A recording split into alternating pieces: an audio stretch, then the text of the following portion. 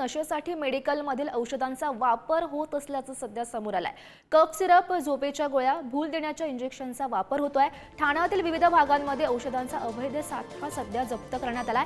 मुंब्रा, भिवंडी, कळवा या परिसरातून कफ सिरप जप्त करण्यात आले। लॉकडाऊन नंतर औषधांची तस्करी वाढल्याचं सध्या उघड झालेलं आहे। महत्त्वाची बातमी आपण सध्या पाहतोय।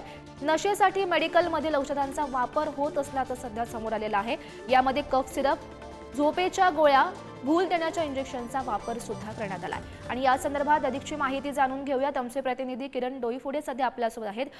किरण, हा धक्कादायक असा प्रकार म्हणावा लागेल। नशेसाठी आता मेडिकलमधील औषधांचा वापर होत असल्याचं समोर आलंय।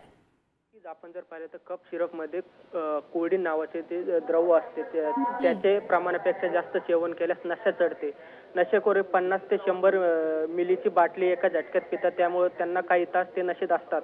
ड्रग्स प्रकरणात मोडणारे पदार्थ जसे की गांजा, चरस, एमडी आदी पदार्थावर पोलिसांची कडक वाच ठेवल्याने नशेडी इतर पदार्थाची नशा करतात। ते या इकडे वळले आहेत।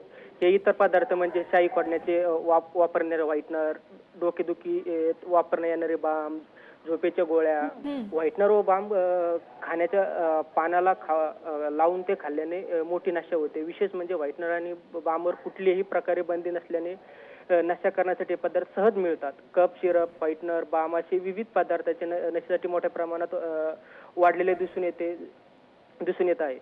हो, नक्कीच किरण, धक्कादायक असा प्रकार म्हणावा लागेल। धन्यवाद दिलेल्या सविस्तर माहितीसाठी।